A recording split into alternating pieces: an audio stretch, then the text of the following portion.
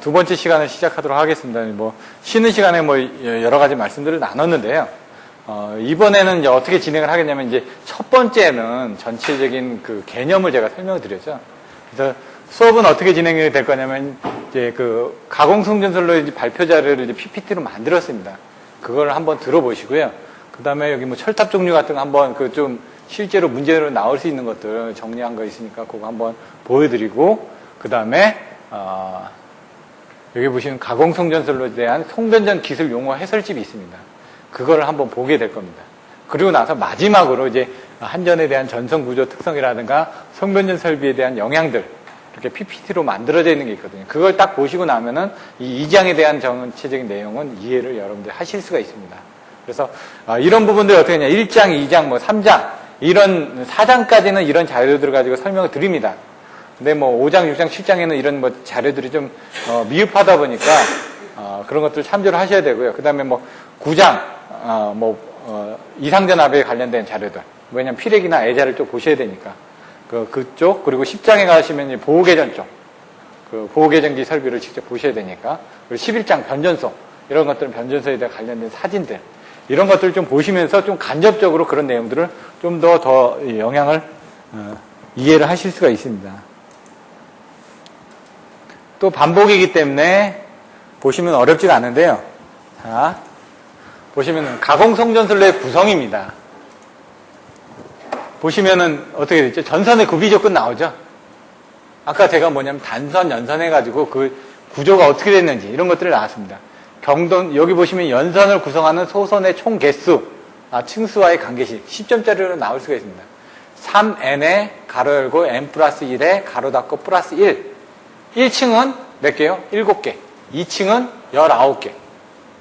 이런 부분. 연선입니다. 단선과 연선이 틀려지죠. 구조, 예? 재질, 조합. 이렇게 나눠진다고 그랬죠.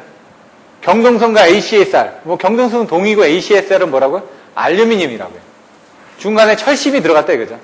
도전율, 저항률이 틀려지니까 무게가 틀려지죠. 얘는 알루미늄이니까 훨씬 더 가볍습니다. 가볍다 보니까 이렇게 진동도 많이 생기죠. 그래서 안에 철심도 집어넣고요. 경동선과 비교한 ACR의 특징, 이런 것들이 10점짜리로 나올 수가 있고요.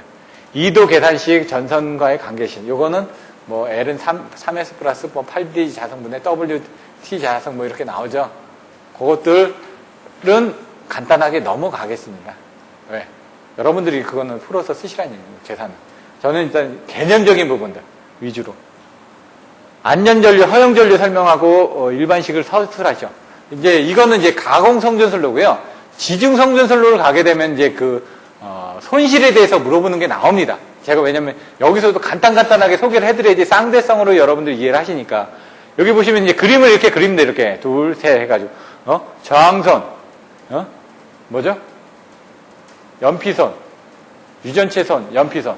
그래서 바깥에가 연피가 있으니까 연피에서 손실이 일어나고, 중간에 유전체가 있으니까 유전체에서 손실이 나고, 이 도치에서 저항선이 발생되고, 이런 것들에 대해서 이제 그 케이블 같은 경우는 물어보는 문제들이 나옵니다.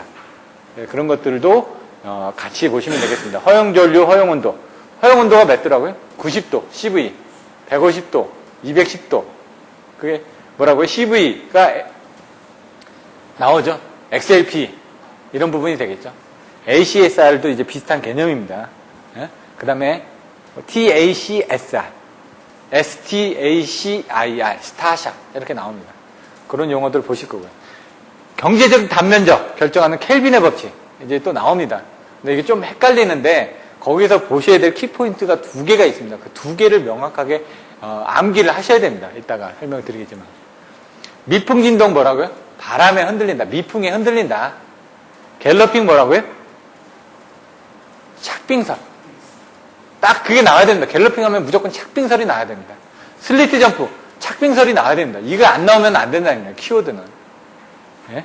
갤러핑 발생의 원인이 뭐라고요? 착빙설에 의해 가지고 전선이 이제 진동을 하는 겁니다. 상하 진동을 하는데, 이런 것들에 대한 것들을 대체액은 뭐나? 아톡스 베토, 아머로드, 스톡 브릿지, 스페이스 댐퍼, 베이트 댐퍼, 토셔널 브릿지, 이렇게 나온다는 얘기입니다.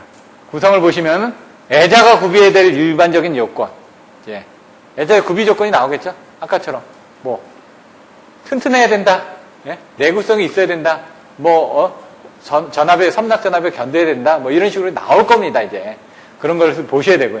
애자의 종류가 뭐라고요? 5개. 핀, 현, 장지, 내. 핀애자, 현수애자, 장간애자, 지지애자, 내무애자. 애자의 역할이 뭐죠? 정존 용량으로 해주는데 구비조건이 뭘까요? 일반적인 요건하고 구비조건하고 똑같죠. 종류, 앞에서 나왔죠. 각각의 특성 써주는 겁니다. 25점짜리로 나왔을 때 애자에 대해서 25점이 나온다. 그러면 애자의 종류에 대해서 써주시고 애자의 연육률에 대해서도 써주시고 애자의 정존 용량 분포에 대해서 써주시고 뭐 이런 식으로 써줘야 될 게 많다는 얘기입니다. 그거를 정존 용량은 뭔지, 섬락 전압이 뭔지, 전압 분포가 어떻게 되는지, 초호각, 초호환의 역할이 어떻게 되는지, 효율이 어떻게 되는지, 애자량의 애자 개수를 어떻게 결정하는지. 상규 대지 전압의 4배 이상에 견딜 수 있게끔 애자의 개수를 결정한다라는 부분이 기본서에 나와 있습니다. 거기에 약간의 여유를 줘가지고 이런 것들 기본서 안 보시면 안 된다는 얘기죠. 폴리머 애자하고 자기 애자의 장단점 이렇게 폴리머 애자는 아까처럼 폴리머 고무로 된 애자라고 그랬죠. 철탑의 설계 과정, 철탑에 대한 부분이 어떻게 구조상, 형태상, 사용 목적상 이게 나온다고 그랬죠. 그걸 딱 나와야 됩니다. 그대로 써줘야 되니까. 강도상으로 분류를 하라고 했죠. 여기서는 강도상. 아까처럼. 그러니까 이제 그런 것들을 보시고 여기 3교시에 6번이니까 25점짜리니까 설계 과정을 설명해야 되겠죠. 어떤 식으로 설계를 하는지. 하중 경관, 수평 하중, 수직 하중, 뭐 수평간 하중 뭐 해가지고 그 하중에 대해서 나오는 내용들이 많이 나옵니다. 그 송변전 기술 용어 해설집에 보면 이런 하중과 경관에 대한 내용들이 한 4가지 정도가 나오는데 여러분들은 한 2가지 정도만 아시면 됩니다. 수평 하중하고 수직 하중 해가지고 2가지 정도. 그걸 이제 기준을 어떻게 보느냐. 2분의 1로 나누는데 2도의 맨 밑에 점. 수평 하중은 이렇게 길이가 길다 그러면 여기하고 요거를 가운데로 나눈 거죠. 수직 하중은 뭐냐? 얘가 2도가 있고 얘가 2도가 있다. 그럼 여기에 2도가 있고 여기 2도가 있으니까 요거하고 요거의 거를 반으로 나누면 되겠죠? 이런 식으로 수직 하중과 수평 하중에 대한 그 개념만 정확하게 알고 계시면 됩니다. 이따가 다시 설명을 드릴 겁니다. 전선 벌어짐 현상, 퍼드 케이지. 아까 설명을 하다 말았는데 이제 전선이 이제 부풀어 오릅니다. 끊어지면서. 안에가 끊어지면서 전선이 일자로 돼야 되는데 중간에 이렇게 새집처럼 이렇게 불룩 튀어나옵니다. 그건 뭐냐, 이게 풀렸다는 얘기입니다. 이렇게. 가운데가 끊어져가지고 풀리다 보니까 이게 새집처럼 부풀어 오르는 부분이 버드 케이지입니다.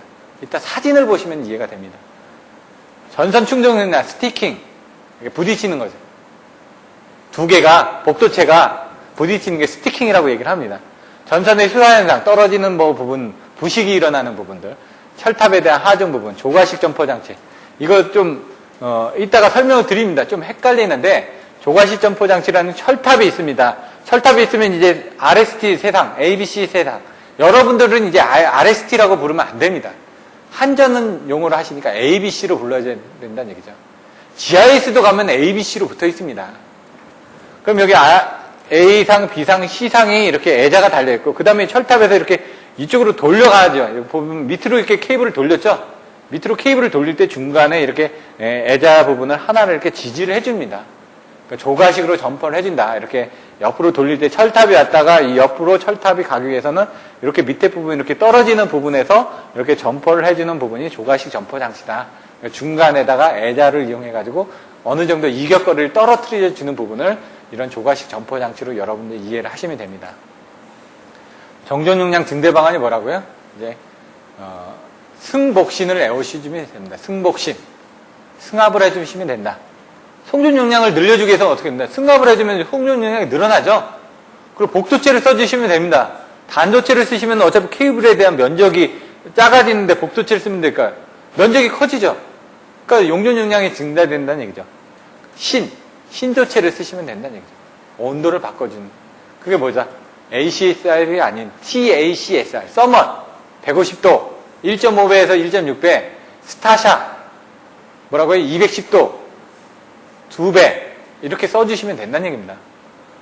그게 끝입니다. 그러면 이거 지금 25점짜리로 나왔다. 그럼 거기다 여러 가지를 좀 더 써주시면 되죠. 10점짜리는 그 정도만 써주시면 되고요. 자, 이제 앞에서 봤던 그런 문제들에 대해서 여러분들이 답안지를 쓰시는 요령을 배워보도록 하겠습니다.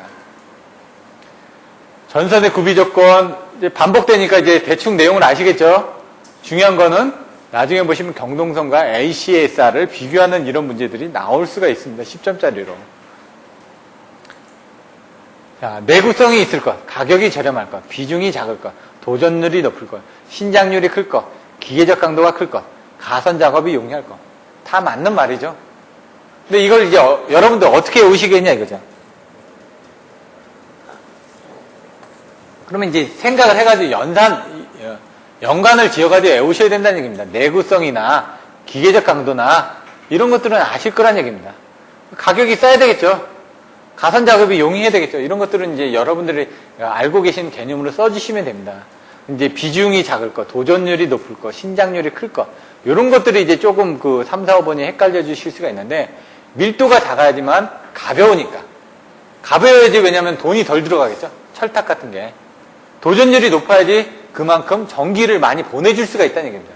저항률이 작고요. 저항률하고 도전율은 반대 개념입니다. 도전율은 전기를 보내줄 수 있는 어떤 힘을 생각하시면 됩니다. 저항은 전기를 보내지 않으려고 하는 힘을 생각하시면 된다는 얘기죠. 신장률, 이런 것들을 이제 여러분들 보시면 되죠. 3의 n의 n 플러스 1 해가지고 1층은 7개, 2층은 19개 나왔죠.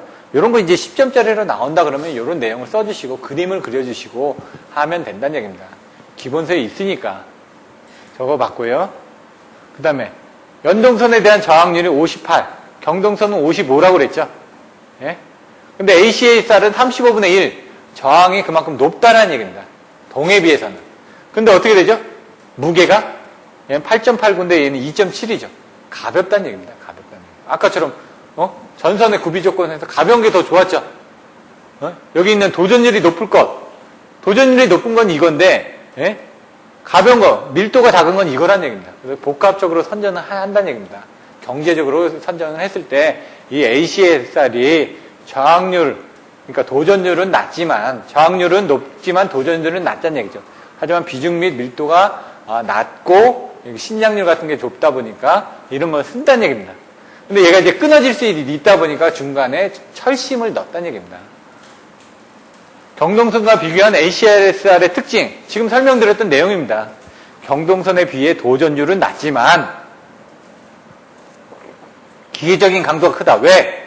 철선이 들어갔기 때문에 중간에. 가운데 지금 첫 번째 그 단선이 들어가고 중간에 6개 연선이 들어가죠. 그러니까 단선이 지금 7개가 들어가서 연선이 된 겁니다. 가운데 단선이 철심이 들어갔기 때문에 기계적인 강도가 큰 겁니다. 하지만 외형이 알루미늄이기 때문에 가볍다는 얘기입니다. 같은 영에 비해 전선의 바깥짐이 크니까 코로나 방지면에 유리하다. 이 복도체가 나오면 뭐라고요? 코로나.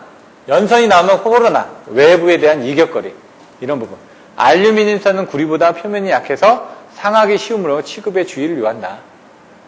ACSR의 강심엔 전류가 흐르지 않는 것으로 보고 단면력과 저항을 알루미늄 부분에 대해서만 생각한다. 왜? 도전율이 낮기 때문에 철심은. 이런 것들을 보시면 된다는 얘기입니다. 책에 내용이 나와 있으니까 이런 거 키워드를 보고 자꾸 반복해서 보시면 됩니다. D는 8T분의 WS 자성, L은 S분의 3S분의 8D 자성. 요건 이제 외워주시면 되고, 요게 왜 나왔는지는 이제 뭐 기타 자료들을 참조를 하시면 됩니다. 여기에는 없는데, 뭐 만약 필요하시면 그런 자료들은 보내드리겠습니다. 하지만 이제 좀 여러분들이 더 집중해야 되는 거는 좀 더 시험에 많이 나올 만한 부분에 대해서 집중을 하시는 겁니다. 빈도가 좀 적었기 때문에. 이거 증명하는 수식이 나옵니다. 카타네르 곡선을 해가지고 증명하는 수식도 있습니다. 전선의 안전전류 허용온도. 이제 온도에 관련된 부분이 나오겠죠, 이제. 자, 보시면 어떻게 되죠? 안전전류가 어떻게 되는지. 여기 자세히 읽어보시면 전류가 흐르면 전력 손실로 인한 발열 때문에 전선의 온도가 상승하게 되고 전선의 온도가 어느 한도 이상으로 되면 기계적 강도나 다른 성분에 나쁜 영향을 미치므로 어느 온도를 넣지 않게끔 전류량을 억제해야 된다.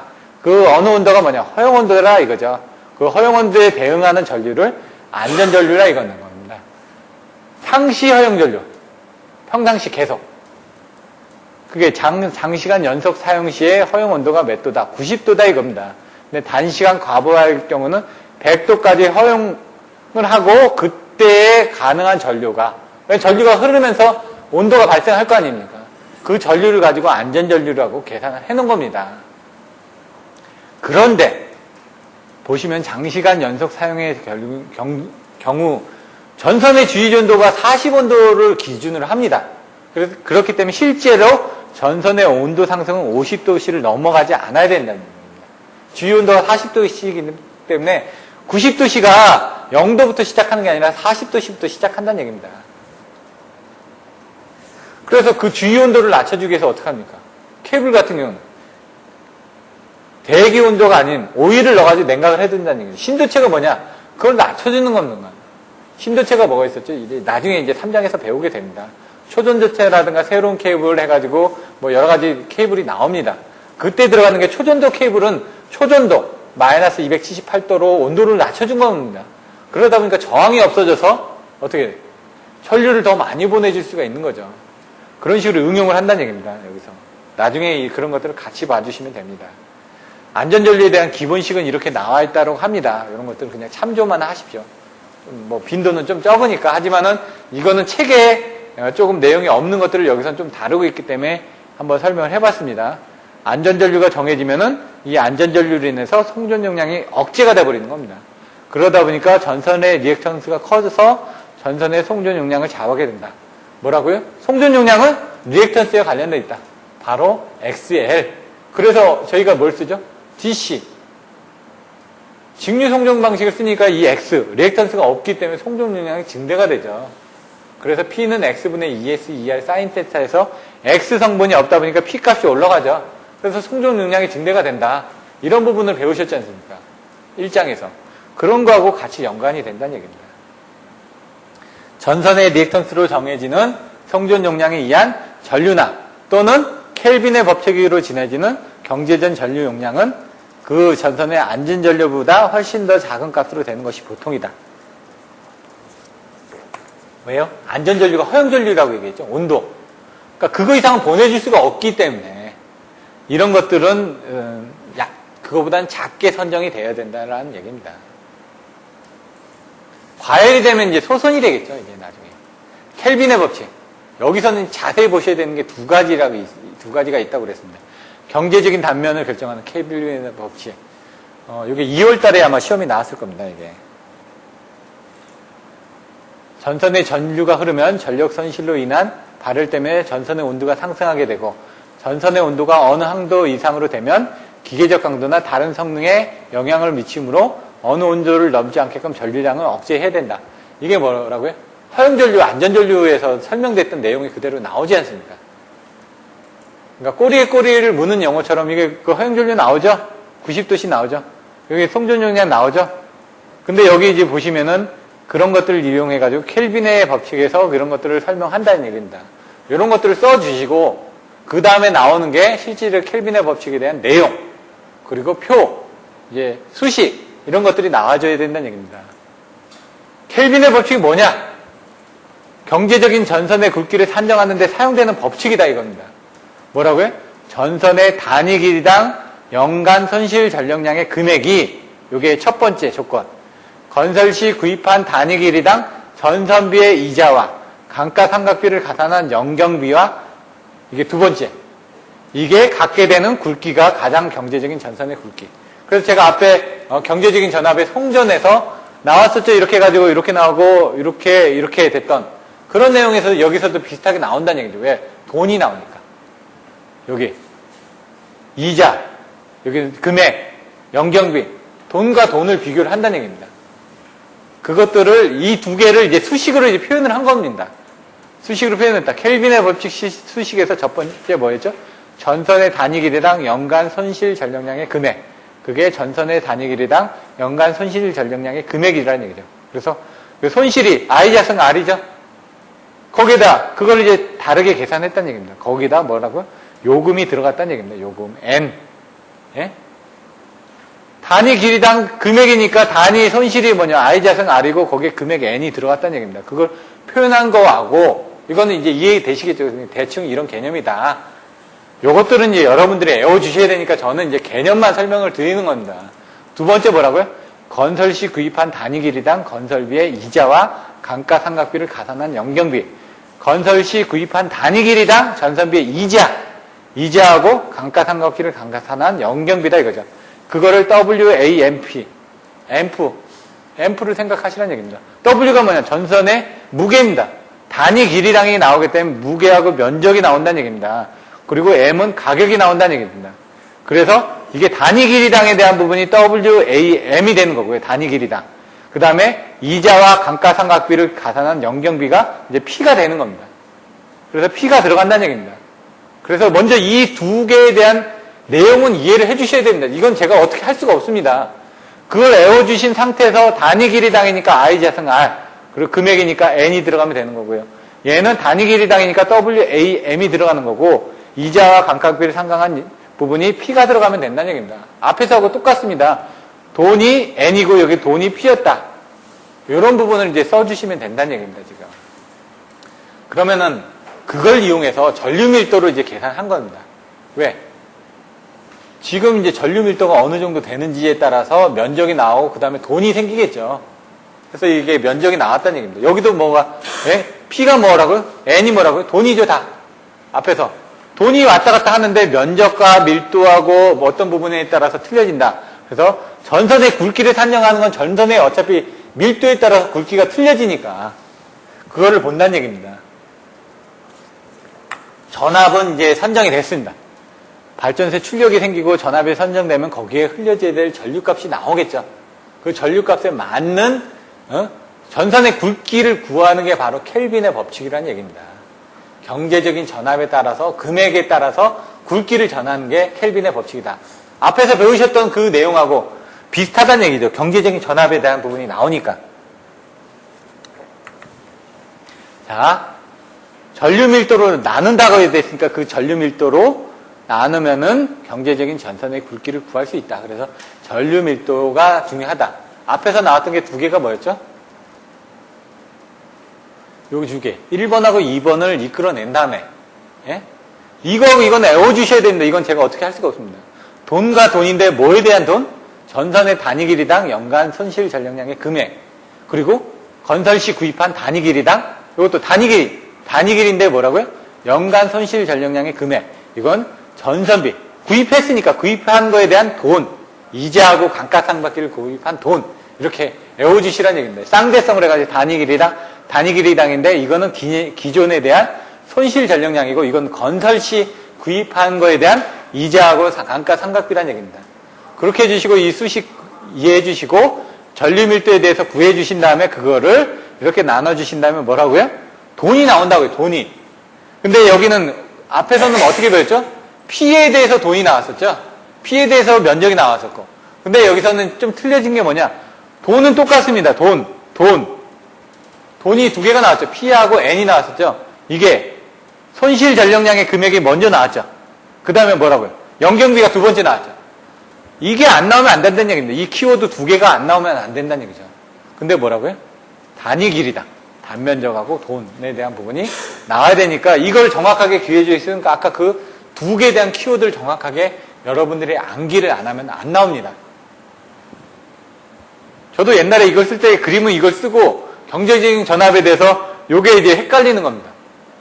근데 이걸 정확하게 이해를 했다 그러면 돈과 돈이다 라는 부분만 이해를 해주시면 되죠. 자, 전선 가격이 쌀수록 이자 상각비의 합계가 클수록 그건 뭐죠?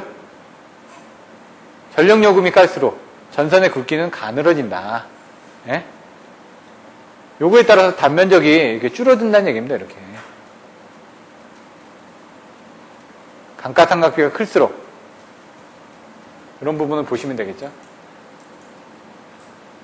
자, 이제 중요한 게 시험에 더 많이 나오는 게 이제 미풍 진동 현상입니다. 제가 봤을 때는 이 장에서는 이 가공 송전선로의 진동 현상과 방지 대책에 대해서 설명하시오. 이런 것짜리가 25점짜리로 나올 수 있는 빈도가 높습니다.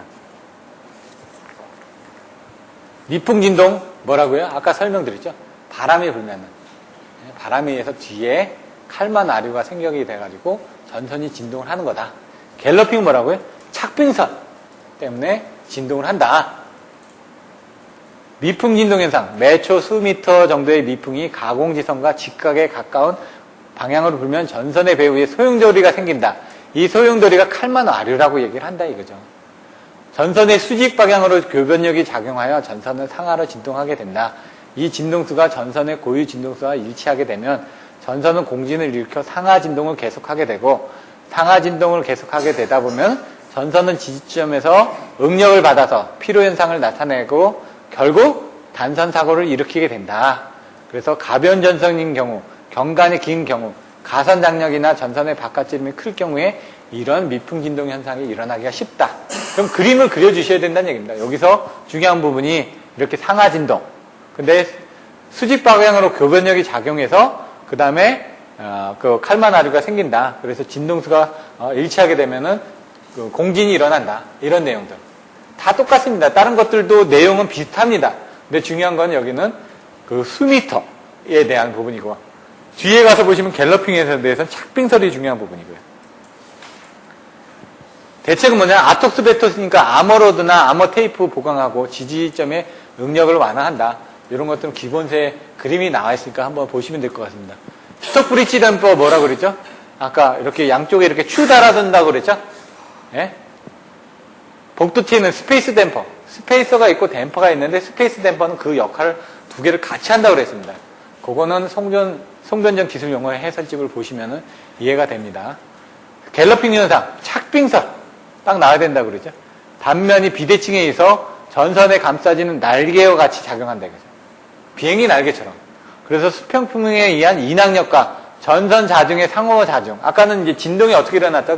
교본, 상호 교변력에 의해서 뒤에서 칼만 와류해서 그렇게 됐지만 얘는 착빙설 때문에 수평풍에 의해서 인양력, 비행기 날개와 같은 부분이 들어간다는 얘기입니다. 저주파로 진동하여 전선의 선간 단락 사고를 일으키는 현상이다. 뒤에 부분은 비슷한데 중요한 건 착빙설이라는 얘기입니다. 이걸 정확하게 이해를 하고 계셔야 된다는 얘기입니다. 원인이 뭘까요? 전선의 착설의 빙하, 상승기류에 의한 착빙, 진눈깨비, 고드름 뭐 이런 거, 눈에 관련된 부분이라는 얘기입니다. 대책은 뭐라고요? 상간 스페이서, 전선의 도약, 슬리트 점프, 착빙설이라고 그랬죠. 빙설이 갑자기 탈락된 경우는 그 반동. 왜냐하면 탈락된 경우는 이게 사실 눈이 무겁기 때문에, 예? 겨울 같은 경우는 비닐하우스에 눈 쌓이면 비닐하우스 주저앉아 버리죠. 마찬가지로 얘가 탈락되는 순간에 순간적으로 튀어오릅니다. 이따가 간단하게 동영상도 이렇게 보여드릴 수 있습니다. 그걸 보시면 됩니다. 전선의 섬락 사고를 일으킨다. 섬락이 뭐라고요? 플러시 오버라고 되어 있죠. 이렇게. 예? 대책은 뭐냐? 철탑의 충분한 옵셋. 옵셋이 뭐라고요? 아까 튀어오를 때 이렇게 슬리트 점프가 됐을 때 서로 부딪히지 않게 하는 게 옵셋이라고 그랬죠? 그런 부분을 이제 보시고요. 그리고 전선에 적당한 전류를 흘려주면 빙설을 녹여줄 수가 있다는 얘기입니다, 지금.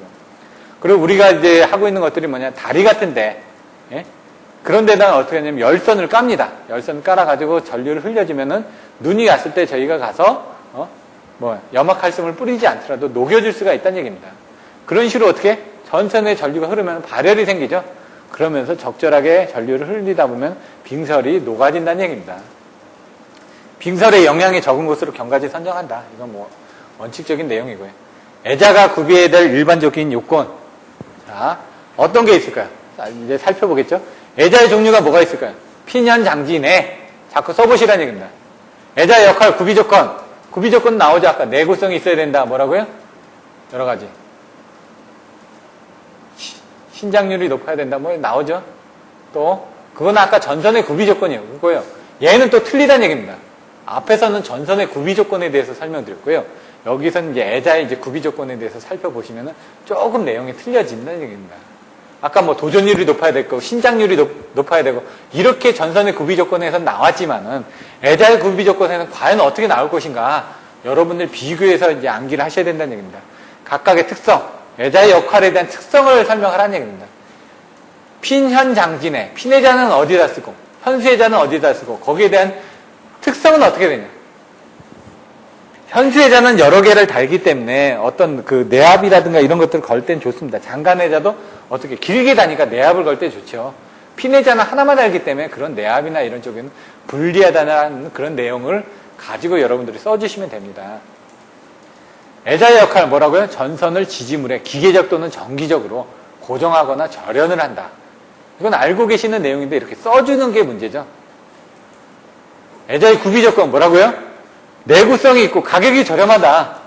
누설 전류가 미소하도록 충분한 정기적 표면 저항을 가져야 된다. 이상전압에 대한 절연 내력을 가져야 된다. 충분한 기계적 강도. 이런 것들은 단골입니다. 단골. 가격이나 내구성이나 기계적 강도. 이 세 개는 어디나 다 나옵니다.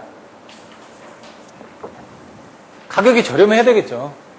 내구성이 있어야 되겠죠. 충분한 기계적 강도가 있어야 되겠죠. 이거는 어디나 다 들어가니까 피레기에도 들어가고요. 예? 애자에도 들어가고 전선에도 들어가고 뭐 다 들어가니까 그런 것들은 여러분들이 반드시 외워뒀다가 써주셔야 된다는 얘기입니다. 틀려지는 건 뭐냐? 누설전류가 있겠죠. 애자니까. 누설전류에 대한 내용들. 이상전압에 대한 애자나 피레기에 관련된 부분에 가시면 누설전류나 이상전압이 나온다는 얘기입니다. 거기서는. 그런 내용이 거기선 들어가줘야 된다는 얘기입니다. 절연 내력이 또 나와줘야 되고요. 상규 대지 전압에 대해서 4배 이상에 대한 시험 전압을 가질 수 있게끔 그런 내용 또 써주셔야 되겠죠. 그거는 애자령 개수 결정 선정 조건에 그런 내용이 들어가야 된다는 얘기입니다. 코로나 방전. 애자하면 코로나 방전. 코로나 하면은 또 뭐 이렇게 복도체 나와야 된다 그랬죠. 코로나 복도체 이렇게 왔다 갔다 하듯이 애자에서도 코로나 부분이 나와야 된다는 얘기입니다. 이렇게 이런 내용들을 여러분들이 쌍대성으로 이해를 하고 있다가 써주시면 됩니다.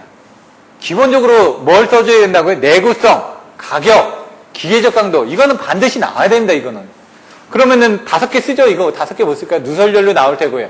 그 다음에 이상전압 나올 거고요. 코로나 방전 나올 거고요. 그러면 6개 쓸 수 있다는 얘기입니다. 이렇게. 이런 식으로 여러분들이 잘 이해가 암기가 안 되더라도 기본적인 걸 이해했을 때 쓸 수 있는 부분이 늘어납니다. 종류, 키워드를 외워주셔야 되겠죠. 핀, 현, 장지, 내. 핀, 현, 장, 지, 내. 핀애자 뭐라고요? 33kV 이하의 특성이니까 전선에 사용된다. 애자 한 개입니다. 핀애자는. 현수애자, 송전선에 널리 사용하고 사용전압에 따라서 필요한 개수만큼 연결해서 애자련을 구성한다. 클레비스형 볼 소켓형이 있다. 근데 볼 소켓형을 쓴다. 볼 소켓형, 볼로 해가지고 소켓을 이렇게 걸게끔 되어 있습니다. 네모애자, 핀현 장, 장지에 붙어보죠. 막대기형 현수애자의 일종으로 네모 내염 예자를 쓴다 이거죠. 롱로드, 길다 이거죠. 핀애자보다 길다 보니까 어떤 견딜 수 있는 네모나 내염에 대한 특성으로 쓴다는 얘기죠. 핀현 장지, 지지애자, 뭐라고요? 모선에 보면은, 이제, 변전소에 가서 보시면 모선에 달로기 같은 데 보시면은 지지라는 애자가 있습니다. 점퍼선을 지지한다고 돼 있죠. 이게 뭐냐? 조과식 점퍼 장치에 이런 지지애자가 이렇게 달리게 됩니다. 이렇게. 예? 네모애자 뭐라고요? 안티포그. 가세 두께를 두껍게 해서 주름을 깊게 함으로써 누설거리가 길게 해서 여기 여러분들이 다니시다 보면은 안개가 많은 지역이 있습니다. 그런 데 가면 분지 지역이죠. 그런 데 가면 항상 안개가 많이 낍니다. 예를 들어 옆에 물이 있거나 아니면 분지가 있거나 그러면 그런 데는 안개가 많이 끼다 보니까 그런 데 철탑이 지나갈 때는 이런 것들을 써주셔야 된다는 얘기입니다.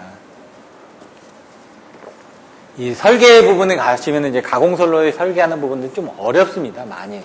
그렇기 때문에 그런 부분을 여러분들이 다 이해하실 수는 없고요. 여기서는 그냥 시험 문제에 나오는 개념적인 부분만 여러분이 가져가시자는 얘기입니다. 핀현장진에 반드시 외워주셔야 되고요. 애자의 구비 조건 뭐라고요? 돈에 관련된 부분, 가격에 대한 부분, 예? 내구성에 관련된 부분 이런 것들 써주시면 된다는 얘기입니다. 이상전압에 관련된 부분, 누설전류에 관련된 부분, 그리고 코로나 아니면 방전 이런 부분에 관련된 부분 이렇게 써주시면 된다는 얘기입니다. 자, 정전용량 나온다 그랬죠. 정전용량 분포가 어떻게 된다고요? 이렇게 된다고요. 그래서 그거를 분포를 개선해주기 위해서 뭘 쓴다고요? 초호환이나 초호각을 써준다고요. 효율은 어떻게 된다고요?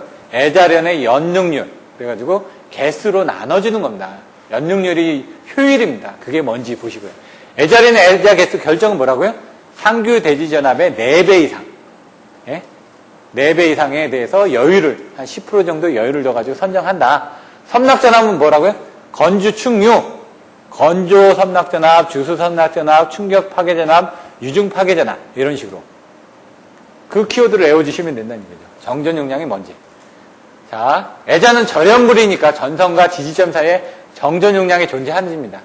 이제 이 정전 용량에 대해서는 여러분들이 언제 배우시냐면 4장의 선로정수와 코로나에서 RLCG에 대해서 배우십니다. R이 뭔지, L이 뭔지, C가 뭔지, G가 뭔지. 예? 그거에 의해서 이제 코로나 현상이 어떻게 생기는지. 그걸 배우시고 난 다음에 5장의 송전 특성에 가서는 단거리, 중거리, 장거리에 대한 특성을 배우시게 되는 겁니다. 그때 4장에 배우셨던 송정 특성을 응용을 해가지고 4단자 정수 이런 것들을 가지고 여러분들이 이해를 하게 됩니다. 그래서 정전윤량 C 성분이 어떻게 되는지 여러분들이 또 아셔야 되는 게 이번에 시험 문제 나왔죠.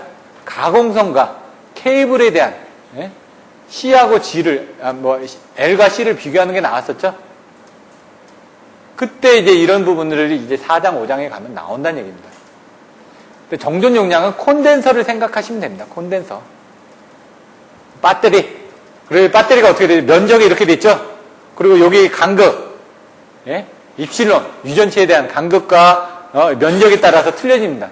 그리고 이렇게 면적이 넓고 간격이 이렇게 많아지는 거죠. 이게 뭐냐? 콘덴서 극판 면적이 증가한 결과가 된다. 예. 면적이 늘어지면 어떻게 되죠? 배터리 용량이 늘어나는 겁니다. 늘어나는 건 뭐냐? 여기 나와 있는 C 성분이 늘어난다는 얘기입니다. 그렇게 생각을 하시면 됩니다. 섬낙전압. 파괴가 되는 전압이죠. 그러니까 예를 들어 번개가 쳤을 때 타고 넘어가는 전압. 섬낙이 된다라는 거는 아까처럼 뭐라고요? 플래시 오버가 된다고 그랬죠? 타고 넘어가는 전압이라는 얘기죠. 처음에 이제 절연을 하고 있는데 그걸 플래시가 뭐고 타고 넘어간다고 그랬죠. 플래시 오버하는 전압이 어떻게 됐냐? 애자의 상하 궁구 사이에 전압을 인가하고 전압을 높여가다 보면은 공기를 통해서 아크가 발생해서 애자가 단락돼서 이렇게 되는 부분이 섬낙전압이다 이거죠. 이게 뭐였죠? 공기를 통해서 하는 부분이 AC, DC 틀려지죠? AC는 뭐라고요? 30kV까지 견디게끔 제작을 해야 되고 DC는 21kV까지만 하면 된다고 돼 있죠. 그래서 이런 것들이 또 나옵니다. 코로나에서. 섬낙전압에 대해서 배우시죠? 건주 충육, 건조 섬낙전압, 주수 섬낙전압. 건조는 상용주파입니다. 상용주파 60Hz. 예? 60Hz로 이제 인가를 하는 겁니다. 근데 우리가 뭐냐? 임펄스 전압은 뭐라고요? 1.2 곱하기 50 마이크로 헤르츠입니다. 틀리다라는 얘기입니다. 주파수 대역이 상용주파로 시험하는 거하고 아까 얘기했던 임펄스, 충격 임펄스, 서지 같은 거 이렇게 외부에서 들어오는 서지는 그런 것들이 급진파, 순간적으로 치고 들어오기 때문에 60Hz로 들어오는 게 아닙니다. 60Hz는 이게 60Hz입니다. 근데 이거는 이렇게 빨리 치고 들어오는 그런 임펄스 전압은 틀려진다는 얘기입니다. 얘는 둘 다 상용주파라는 걸 인식하셔야 된다는 얘기입니다. 건조한 애자가 섬낙되는 전압인데 시력과 이건 비에 젖은 애자가 섬낙되는 전압인데 이걸 이제 주수 섬낙전압 같은 경우 보시면 뒤에 나오겠지만 50% 섬낙전압이 나옵니다. 50%가 섬낙되는 전압이라는 겁니다. 뒤에서 보시겠습니다. 교재에 나오죠? 여기는 50% 섬낙전압은 뭐라고요? 1.2 곱하기 50 마이크로세컨드의 표준 충격파를 인가했을 때. 예? 왜? 번개가 다 틀립니다. 번개가 다 틀리다 보니까 제가 다음 주에도 지금 보면은 그 한국산업안전공단에 가서 지금 그 전기설비 안전점검에 대해서 또 교육을 할 텐데 그때 이제 제가 동영상들을 보여드립니다. 내가 치는 동영상들을. 그때 1.2 곱하기 50 마이크로세컨드 같은 건 어떻게 하냐. 변압기 같은 것도 시험할 때 이런 충격 임펄스를 가합니다. 그래가지고 견디는 이제 몇 번씩 때려가지고. 그게 인가 횟수의 50%가 섬낙된 때의 전압이다 이거죠. 50% 섬낙된 전압은. 그러니까 앞에는 60Hz에 대한 상용주파 전압이었지만 여기는 표준 충격 전압을 인가했다라는 게 틀려진다는 얘기입니다. 그걸 정확하게 이해를 하고 계셔야 됩니다. 애자의 전압부포 설명드렸대요. 여자 연결 개수에 정비례하지 않고 포화된다. 그건 뭐냐? 자체 정전 용량 외에 금속 부분과 철탑 사이, 애자 금속 부분과 대지 사이에 정전 용량이 존재하기 때문에 이건 이제 나중에 선로정수 부분 보시면 나옵니다. 그래서 전선에 가장 가까운 부분은 전압 부담이 가장 크며 왜 이렇게 올라가니까 이렇게 올라간다고 그랬죠? 전압분포가 올라간다고 그랬죠? 중간에 위치한 애자는 전압분담이 낮고 지지물에 가까운 애자는 전압분담이 조금 크다. 이렇게 해서 여기가 더 올라간다는 얘기입니다. 그래서 전압분포를 계산하기 위해서 여기다 뭘 단다? 초환하고 초각을 단다.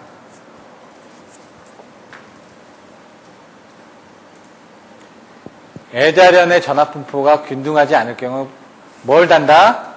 전선 측의 초각, 아킹혼, 초환, 아킹링 이렇게 초각은 아킹혼입니다. 초환은 아킹링입니다. 이거 반대 개념입니다. 얘는 환인데 아킹링이고 얘는 각인데 혼이죠. 그래서 이게 좀 헷갈립니다, 여러분들이. 그림을 그려주실 때도 헷갈립니다. 그래서 요거는 기본서 교재 내용을 자세히 한번 보시면은 뭐가 환이고 뭐가 각인지 요거 혼으로 이제 읽어주시고 얘는 각이니까 이런 것들 헷갈려 주실 수가 있습니다.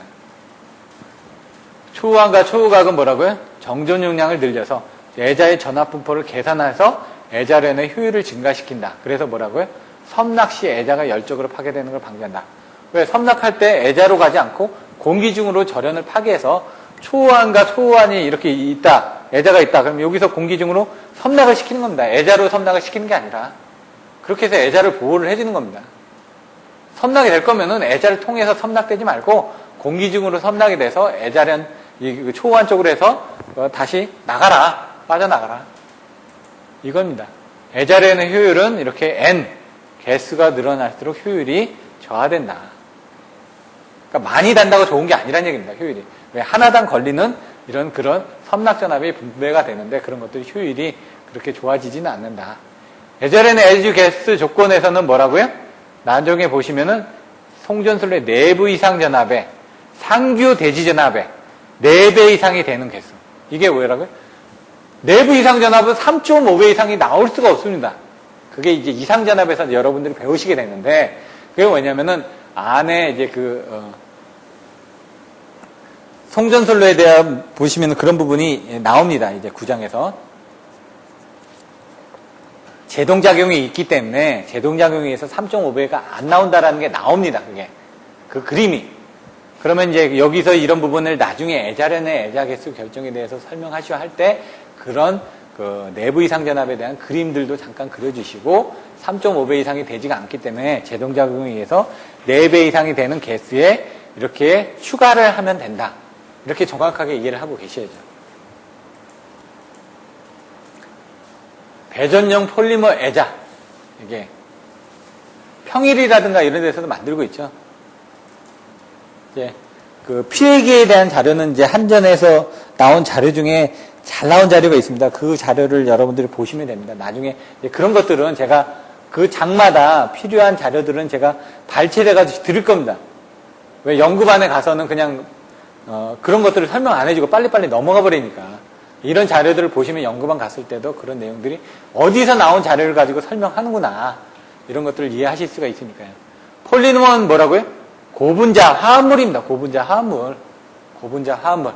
그렇기 때문에 고무처럼 돼 있다. 고분자 화합물. 열화라는 부분이 있습니다. 열적으로 없어지는 부분이 열화죠. 그 열화 부분이 나중에 보시면 케이블에 대한 열화, 전선의 열화 조건, 뭐 다른 설비의 열화 조건 해가지고 전기, 열화생 이렇게 외웁니다. 전기적, 기계적, 열적, 화학적, 생물학적 열화 조건들이 있다. 그 열화 조건들에 대해서 설명을 하고 전선 같은 경우에 열화가 있죠. 어떻게 되느냐. 수틀이 뭐 이런 것들이 나옵니다. 예? 이런 것들이 뭐냐? 지중 케이블에서 이제 여러분들이 배우실 거라는 얘기입니다. 3장에서. 기본서에는 없지만 그런 부분을 조금 더 설명을 드릴 겁니다. 전기 트리, 수 트리, 화학 트리가 또 나눠지고 그 수 트리에서 또 보시면은 어떤 트리로 나눠진다. 이런 식으로 또 나눠진다. 그래서 여러분들이 그런 것들을 외우실 땐 전수화를 외우십니다. 전기적, 수트리, 화학적 이런 트리가 있다. 트리 구조가. 여기 폴리머의 특성은 발수성, 물을 배척하는 성질. 고무다 보니까 어떻게 되죠? 고무가 이제 물에 대해서는 좀 견딜 거 아닙니까? 여러분 신발 밑창도 다 고무로 돼 있죠? 예? 집신이나 이런 게 남학신이 아니라 다 고무신이지 않습니까? 예? 초경량성, 가볍다는 얘기죠. 신발도 보시면 딱딱한 구두보다 운동화가 가볍죠. 이런 것들 애자는 어떻게 되죠? 자기로 돼 있으니까 무거울 거 아닙니까? 그러니까 매달다 보면은 이게 무거워지기 때문에 철탑에 대한 강도라든가 이런 것들도 세진다는 얘기입니다. 탄성체. 애자는 떨어뜨리면 깨집니다. 무겁기 때문에 올리는 것도 힘들다는 얘기죠. 얘는 탄성체이기 때문에 취급할 때 좀 편하다는 얘기입니다. 내구성, 요지 보수 비용이 감소된다. HLWS라는 게 시험에 나왔습니다. 한 라인 워싱 시스템. 애자를 청소를 하는 겁니다. 왜? 애자에도 먼지가 낄 거 아닙니까? 여러분들 지하철이나 버스 같은 것도 보면은, 버스 같은 건 어떻게 되죠? 이렇게 그 종점대 같은 데 가면은 이렇게 그 자동으로 세척해 주는 데 들어갑니다. 기차도 마찬가지입니다. 전철도 그런 데 들어갑니다. 철도청 저기에 들어가면은 그런 게 있습니다. 거기서 딱 들어가면 닦아주죠. 근데 송전선은 어떻게 되죠? 철탑에 달려있으니까 못 닦죠. 그러니까 물을 쏘는 겁니다. 물을 쏘는데 너무 가까운 데 가서 쏘면 안 된다는 얘기입니다. 왜? 정기적인 거리로 절연이 돼야 되니까. 그래서 애자에서 어느 정도 떨어져서 이제 물을 쏘게 됩니다. 그 물을 쏘는 내용들이 이제 나오는 겁니다. 그래서 그 한라인 워싱 시스템은 물을 쏘는데 어떻게 하느냐. 예를 들어 물에 대한 저항들도 중요하다는 얘기입니다. 물의 저항 때문에 그런 것들을 씻겨 나가게 하고, 그 다음에 그 절연 때 어떤 입사 각도라든가 아니면 이격거리라든가 그런 것들이 또 나올 수도 있습니다. 관연도 문제 있으니까 그런 부분 참조를 하시고요. 빈도는 떨어집니다. 하지만 나왔던 것들은, 제가 생각나는 것들은 설명드리겠습니다. 근데 기본은 교재를 가지고 설명을 드립니다. 어쩔 수 없게. 저번에도 기본서 교재를 했고, 이번에는 이제 약간 중간적인 교재를 가져요. 그 다음 여러분들이 다음번에 대한 것들은 여러분들이 얘기하면 그대로 바꿀 겁니다. 예를 들어 뭐 200문제에 대해서 해주십시오. 그러면 연구반 문제풀이반이 되는 겁니다. 그러면 그 200문제에 대해서 집중적으로 이제 하면서 왔다 갔다 설명을 드릴 거고요. 아니면 연구반 교재 지금 하고 계신 걸 좀 더 자세하게 설명해 주십시오. 그러면 그 연구반 교재로 갈 겁니다. 아니면은 나는 다시 또 기본서로 좀 돌아가고 싶습니다. 그러면 기본서로 돌아갈 거고요. 그건 여기서 들으시는 분의 좀 과반수로 선정을 할 겁니다. 폴리머 애자의 단점은 코로나나 아크에 취약하다. 재질이 자기 성분이 아니니까. 부드러운 외피 절연물 조류가 쪼아서 손상이 발생된다. 경련 변화 특성이 명확하게 규명되어 있지 않다. 사용기간이 길지 않아 장기 수명 예측이 곤란하다. 애자 같은 경우는 지금 25년, 30년 썼지만은 이런 폴리머 애자 같은 경우는 고분자 화합물이 발명된 지 별로 되지 않다 보니까 한 15년 정도밖에 안 썼습니다. 지금 저희가. 그러다 보니까 90년대 정도에서 쓰다 보니까 얘가 얼마나 더 버틸지, 어떤 경련 열화 특성을 가지고 있는지 그런 것들에 대한 것들이 좀 적다는 얘기입니다. 애자 같은 경우는 30년 이상 지금까지 썼기 때문에, 왜 전기가 1860년대에 전기가 발생이 됐습니다. 그래가지고 뭐 전화기도 발생되고 1880년, 90년대에 전화기 발생되고, 실질적으로 이제 1900년도부터 해가지고 우리나라도 1900년도에 그 백열등이 들어왔죠. 그러니까 1900년도부터 전기를 쓴 겁니다. 지금 100년이 넘어갔는데 그때 쓴 100년 전의 전기를 아직도 개발하지 못하고 쓰고 있는 겁니다. 지금 획기적인 그 에너지원이 지금 안 나오고 있는 겁니다. 지금 전기는. 그렇기 때문에 그 내용들은 비슷합니다. 지금. 보호계전기도 마찬가지고요. 1930년대 보호계전기 만들어져가지고 지금 한 70년 가까이 쓰고 있는데, 지금 아날로그형 보호계전기를 쓰셔도 상관없다는 얘기입니다. 문제는 뭐냐? 답안지를 쓰실 때 새로운 부분에 대해서 내용을 쓰시면 안 된다는 얘기입니다. 기본서에 있는 내용을 가지고 써주셔야 됩니다. 이번에 보호계전기도 동작, 특성상의 종류에 대해서 쓰시라고 했죠? 반환시성, 정환시성, 이런 거 써주셔야 됩니다. 책에 그 내용이 나와 있으니까, 동작에 대한 내용이 나와 있으니까. 철탑의 설계 시 설계 과정. 이거는 사실 좀 어렵습니다. 근데 이 안에 있는 내용들만 여러분들 한번 보시고 넘어가게 될 것 같습니다. 여러분들이 외우셔야 되는 게 구조상, 사용상, 유지보수상, 목적상, 뭐 여러 가지 형태상, 이렇게 나눠질 수가 있겠죠. 그런 것들을 나누는 훈련을 하셔야 되는 얘기입니다. 종류를. 그 훈련이 돼야지 나머지 그 문제에 대해서도 나눠주는 훈련이 된다는 얘기입니다. 아까 답안지 쓰는 요령 가르쳐 드렸죠. 1, 가로에 1, 가나다, 이런 식으로. 그 나누는 훈련을 해주셔야지만 눈에 확 띄인다는 얘기입니다. 강도상이라고 그랬으니까 설계는 어떻게 돼? 하중을 계산하고, 모양을 결정하고, 표준 경관을 결정하고, 장주를 결정하고, 응력을 계산하고, 기초를 설계하고. 이거는 이제 여러분들 개념을 잡으시면 됩니다. 아, 철탑을 설계를 해야 되니까, 아, 거기에 어떤 게 무게가 달릴지, 그 다음 무게가 달리다 보니까 아까처럼 이제 바람이 많은 지역인지 아니면 어떤 지역인지에 따라서 여러 가지 직선 철탑인지 각도 철탑인지에 따라서 또 틀려지겠죠. 외형이. 예? 전압에 따라서 틀려지겠죠. 765 같은 거 우대형 쓰니까. 표준경관은 어디로 가느냐에 따라서 표준경관이 틀려지겠죠. 고속도로를 지나간다. 그럼 장경관이 되겠죠. 그거에 따라서 얘가 힘을 더 받아야 되니까. 아니면 도심지로 간다. 도심지로 가면 일반 철탑을 못 쓰죠. 좀 줄여진다는 얘기입니다. 왜? 면적을 많이 차지하고 그 주변의 면제 때문에 이제 그때는 이제 이쑤시개처럼 이렇게 튀어나온 단일 봉으로 된 그런 철탑을 쓰기도 합니다. 도심지 같은데. 그것들을 바꿔가면서 쓰고 이제 지중화하기도 하고요. 응력 같은 건 이제 그 기본적인 부분, 기초 설계를 하면서 말뚝 기초를 해야 되는지 어떤 기초를 하는지 또 이런 것들이 틀려진다는 얘기죠. 그리고 철탑을 이제 하다 보면은 밑에다 기초를 설계하고 이제 붓죠. 콘크리트를 붓 때 이제 여러 가지 내용들이 또 나옵니다. 그런 것들을 한번 이따가 살펴보시면 됩니다. 이런 식으로 이렇게 각도가 들어간다든가 용도에 따라서 경관에 따라서 설계 과정이 틀려진다. 이런 것들은 여러분은 그냥 이해하시고 암기하시는 방법밖에 없습니다. 제가 따로 안내를 해드릴 수가 없습니다. 이거는. 종류, 직선, 각도, 인류. 나중에 보시면 A, B, C, D, E가 나옵니다. A는 직선 철탑. E로 갈수록 좀 특이한 철탑이 되는 거죠. B, C는 뭐다? 각도 철탑이다 이거죠. B는 20도, C는 30도. 인류 철탑, D는 30도 이상인 경우. 이 각도 가지고도 하고 있다. 내장 철탑, E, 특수 철탑 이렇게 또 나온다고 그랬죠. A, B, C, D, E가 있다. 조금 틀려집니다. 실제로는. 근데 여러분들이 이 정도만 쓰셔도 크게 문제가 되지는 않습니다. 가공성전술 내 지지물에서 하중경관의 종류. 수평하중, 수직하중 이렇게 나온다고 그랬죠. 근데 이제 그 하중경관의 종류가 좀 여러 가지가 됩니다. 근데 여기서는 이제 두 가지만 설명을 하고 있습니다. 두 가지 정도만. 여러분들 외우기 쉬운 거. 수평, 하중, 경관. 수평입니다. 또 하나 나오는 게 어떻게 된다? 수직, 하중이 또 나옵니다. 수평, 하중은 어떻게 되죠? 수평입니다. 수평. 그렇기 때문에 여기 한 지지물의 중심, 여기하고 여기하고 여기가 있었다. 그러면은 이게 중심이죠. 그러면은 양측거리를 합한 겁니다. S1하고 S2를 합한 다음에 그걸 평균하면 수평, 하중, 경관이 된다는 얘기예요. 거리를 평균한다. 그래서 2분의 S1 플러스 S2 요 지지점에서 하나, 둘, 세 개가 있다. 그럼 중간 지지점에서 양쪽과의 거리를 반으로 나눈 게 수평, 하중, 경관이다.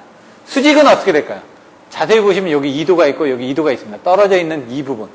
그 부분에 대한 것들을 수직이니까 최저점, 수평은 양쪽 점 이렇게 보시면 됩니다. 수직은 뭐라고요? 한 지지물의 중심에서 양측 경관에 가설된 전선의 최대 2도점 간의 양측 거리를 2도점이 어디죠? 여기서 2도점이 어딘가요? 여기죠? 요 끝에. 여기서 2도점이 여기죠? 거기까지 이 양측 거리가 틀려지죠? 지금 2도점이 틀려지니까. 그거를 나눈 거다 이거죠. 여러분들 그렇게 이해를 하시면 됩니다. 수평하중하고 수직하중이 있다. 이 두 개는 이제 외우실 수 있겠죠? 수직은 2도다. 케이블의 맨 밑에 점에서의 거리다. 중간에서. 그 외에 있습니다, 또. 근데 여기선 이 정도만. ACSR의 버드 케이지가 뭐냐? 아까는 새처럼 부풀어진다고 그랬죠? 중간이 끊어진 겁니다. 연선에서 케이블이 하나가 있고 중간에 연선들이 있는데 그 중간에 1선, 2선 이렇게 돼 있는데 중간에 하나가 끊어지면 어떻게 될까요? 그게 이제 그 피치율이라고 있습니다. 인입률. 전선이 그냥 감아지는 게 아니라 이렇게 인입을 합니다. 이렇게 케이블에 대해서. 그 인입률에 따라서 이게 전선의 길이가 틀려지는데 그게 끊어지면서 안에서 끊어지니까 얘가 바깥 부분을 밀어내겠죠. 그걸 얘기하는 겁니다.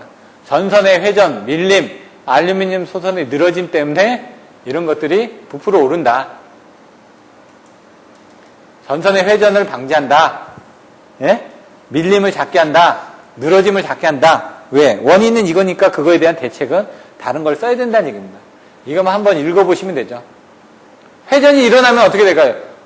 아까처럼 왼쪽으로 휘어졌던 게 오른쪽으로 휘어지면 얘가 부풀어 오를 건 아니니까. 밀림을 작게 한다. 연선차에 들어가기 위해서 약간의 주의를 하면 미끄럼이 많아지면 거기서 저항이 생기다 보니까 그런 부분 때문에 이렇게 부풀어 오른다. 알루미늄 소선의 늘어지다 보니까 안에서 있는 부분이 있고요. 또 끊어지는 경우도 있습니다. 전선 충돌 현상, 스티킹, 전선의 수화 현상, 전선의 부식, 철탑 하중, 조가식 점퍼 장치. 보시면 전선 충돌 현상이 뭐라고요? 스트라이킹. 두 개가 부딪힌다. 네? 여기하고 여기 전선이 아까 섭스판 진동 같은 게 일어나면서 양쪽이 부딪히는 겁니다. 그게 스트라이킹인 겁니다. 두 개가 부딪히는 게. 복도체가 나오겠죠? 이 스트라이킹은 두 개 해야 되니까. 여기 보시면 복도체에서 전기력 및 강풍 등에서 소도체 간의 거리가 변해서 서로 충돌하는 현상. 소도체가 충돌하는 현상이 스트라이킹이라는 얘기입니다. 복도체에서. 이런 그 개념만 가지고 계시면 된다는 얘기입니다. 그럼 어떻게 될까요?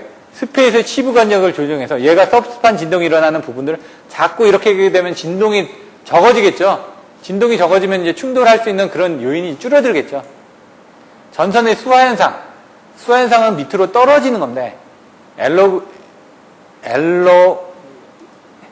엘로게이션?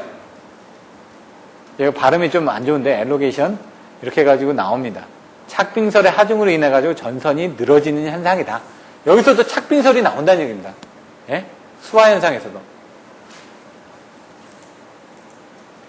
전선의 부식, 속스나 녹스, 대기 부식, 전해 부식, 간극 부식. 이렇게 나오는데 이 부식에 대해서는 3장에서 또 전식이나 부식이 또 나옵니다. 또 이 부식에 대해서는 여러분들의 화력발전소에서 또 부식에 대한 내용들이 또 나옵니다. 속스나 녹스에 관련된 부분. 그래서 그런 그 부분을 줄여주기 위해서 타락장치들이 설계가 되죠. 그래서 그런 것들도 여러분들이 이해를 하시면 됩니다. 나중에. 철탑의 하중 이런 게 있다. 근데 제가 뭐라고요? 수평하중하고 수직하중만 여러분들이 외우십시오. 나머지까지 이렇게 외우기에는 좀 내용이 어렵습니다. 라고 얘기를 했습니다. 수직하중, 수평하중, 수평종하중 이렇게 한번 읽어보시고요. 요거에 관련된 것들은 이제 자세한 거는 제가 이제 이런 게 있다 정도의 컨셉만 잡아드렸으니까 자세한 거는 여러분들이 공부를 하셔야 되는데 그거는 조금 있다가 다음 시간에 이제 송변전 기술 용어 해설집에서 이런 내용들이 나오니까 설명드릴 겁니다. 조가식 점퍼 장치가 뭐라고요? 철탑에서 애자로 절연된 게 다른 쪽으로 넘어갈 때 중간에 뭔가 애자가 달렸다고 그랬죠? 그 내용입니다. 자세히 보시면은 초고압 송전선로의 철탑은 정기적인 특성상 철탑의 크기가 상당히 커지며 초고압 같은 경우는 769 같은 몇 미터가 될까요? 80에서 100미터입니다. 특히 점퍼 장치로 인해 불필요하게 철탑이 커질 수가 있다.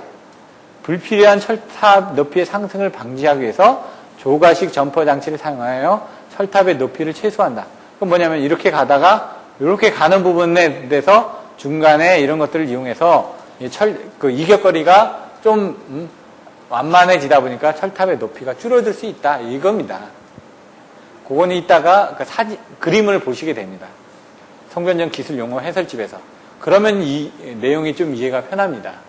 가공 송전선의 송전 용량 증대 방안. 뭐라고요? 승복신. 써주십시오. 옆에다 승합이 되면 송전 용량이 늘어나겠죠. 복도체. 전선의 그 면적이 늘어나겠죠. 신도체. 온도에 관련된 부분. 승복신. 나중에 이런 그 키워드를 가지고 외우시면 된다는 얘기입니다. 전압의 승합되면은 올라가죠. 손실률 줄어들고 송전 용량 증대되고 이거 다 앞에서 나왔던 내용이니까 생략하겠습니다. 컨셉만 보시면 됩니다. 승합. 복도체. 나중에 단락 용량 증대에서도 여러분들이 이게 송전 용량 증대 방안이 나오지만 단락 용량 증대 방안도 또 나오거든요. 거기 승합이 또 나옵니다. 예? 임피던스를 이제 키워주기 위한 부분. 예? 그 복도체가 또 나오겠죠? 복도체를 채용하면 어떻게 된다? 인덕턴스는 감소하고 정전 용량은 증가한다. 그래서 정전 용량이 증가된다. L과 C. 그래서 이 부분이 케이블과 뭐라고요? 송전용 케이블과 지중 송전선용 케이블에 따라서 이 부분이 간격, R분의 D에서 이 D값이 틀려집니다. 예? 정기적인 거리가. 요게 원래 이게 단도체에서는 0.05 플러스 0.4605 로그를 밑으로 하는 R분의 D였죠. 근데 이게 n이 들어가죠. 복도체만큼. 여기에 n의 루트 R&D 해가지고 이런 부분이 복도체에서는 틀려집니다. 그래서 여러분들이 단도체에서의 그 인덕턴스 수식하고 복도체에서 인덕체 수식을 반드시 암기를 하셔야 됩니다. 그리고 그게 가공선일 때하고 지중선일 때 유전체에 따라서 그런 부분이 틀려지는 걸 암기를 해 놓으셔야 됩니다. 얘기죠. 25점짜리로 나옵니다. 전파속도 나옵니다. 3 곱하기 10의 5승, 미터 퍼 세크. 이렇게 또 나옵니다. 등가 반지는 나옵니다. C를 나옵니다. 송전전력. 송전전력이 뭐라고요? C이 송전용량 계수법 아니면은 이런 부분에서 나온다는 얘기죠. 고유 임피던스. C이 뭐냐? 서지 임피던스 로딩.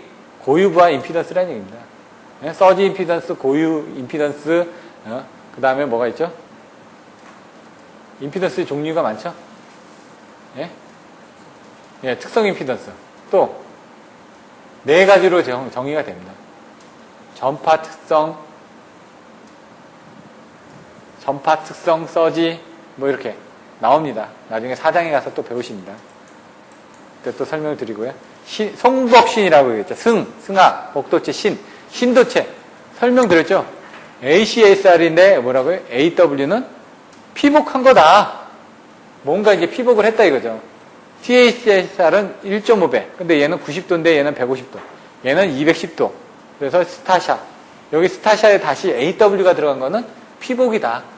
예? 예를 들어 XLP가 있습니다. 크로스 링크드 폴리에틸란 링크드 케이블, 에틸렌 케이블 이렇게 나오죠. 예, 그런 부분 다 설명드렸습니다. 기본서 할 때. 예? CV도 마찬가지 XLP하고 똑같다. 요것들은 조금 이따 다음 시간에 이런 내용들을 보시게 됩니다. 마지막으로 제가 정리를 해드립니다. 여기서 전선의 구비 조건이 어떻게 된다? 3가지 나온다고 그랬죠? 돈에 대한 부분이 나와야 된다는 얘기죠? 그럼 돈에 대한 부분이 뭐가 나와야 되겠죠? 비중이 작아야죠. 예? 밀도가 작아야 되겠죠? 그리고 어떻게? 기계적으로 튼튼해야 되겠죠? 내구성이 있어야 되겠죠? 가격이 저렴해야 되겠죠? 이런 부분은 어디 가나 다 나온다고 얘기했죠. 거기에 이제 플러스 알파 부분은 여러분들이 써주시면 됩니다. 단선하고 연선은 틀려지죠? 층간 개수가 있었죠. 3에 n에 가로 열고 n 플러스 1에 가로 닫고 플러스 1 이런 것들 10점짜리로 나올 수가 있고요. 스티킹 현상이라든가 이런 것들, 표피 효과라든가 이런 것들 나올 수가 있고요. ACSR이 뭔지, 이도 계산식 아까 나왔죠? 이런 것들을 이제 간단하게 나올 수가 있고요. 안전전류, 허용전류 설명드렸지 않습니까? 전선의 경제적 단면적을 결정하는 켈빈의 법칙. 켈빈의 법칙 10점짜리로 나왔죠. 2가지를 알아야 된다고요. 돈과 돈인데 뭐라고요? 앞에는 전선에 대한 면적에 대한 돈. 뒤에는 건설시에 대한 돈과 그리고 이자, 그 연경비에 대한 부분들. 돈과 돈인데 앞에는 그냥 일반적인 설치에 관련된 돈이다. 그러면 뒤에는 건설시에 대한 돈이다. 연경비하고 이자 상각비 이런 용어가 반드시 나와줘야 된다는 얘기입니다. 전선의 진동과 도약에 대해서 설명하고 방지 대책에 대해서 설명하죠. 이 부분 나온다고 그러죠. 미풍 진동, 갤러핑, 또 있었죠? 슬리트 점프, 그리고 서브스판 진동. 대책은 뭐라고요? 아톡스 베토, 아머로드, 스톡 브릿지, 스페이스 댐퍼, 베이트 댐퍼, 토셔널 브릿지 이런 식으로. 예? 반복해서 25점짜리 여기까지는 이렇게 반복해서 여러분들이 훈련을 하시고 이해하는데 제가 주점을 줍니다. 왜? 이해를 해야지 나중에 암기가 되고 쓰실 수가 있으니까. 근데 뒤에 가서 이해시키는 건 좀 힘듭니다. 고장전류나 안정도나 이런 그 보호계정기나 이상전압 같은 건 좀 이해시키는데 좀 많은 시간이 좀 소요가 됩니다. 그거는 여러분들이 요거는 실물을 보니까 제가 이제 실물을 보고 이런 것들을 보니까 이해가 되는데 그런 것들 고장 계산 같은 건 실물에 안 보이지 않습니까? 수식으로만 계산되니까 그런 것들은 좀 여러분들이 반복 학습을 하셔야 됩니다. 애자 역할 뭐였죠? 정기적으로 기계적으로 고정하거나 절연하는 거죠. 예? 전선으로부터 그게 역할인 겁니다. 그런 것들이 딱 키워드가 나와서 써줘야 된다는 얘기입니다. 이게 예? 그런 정의, 역할 문제점, 대책, 이런 것들.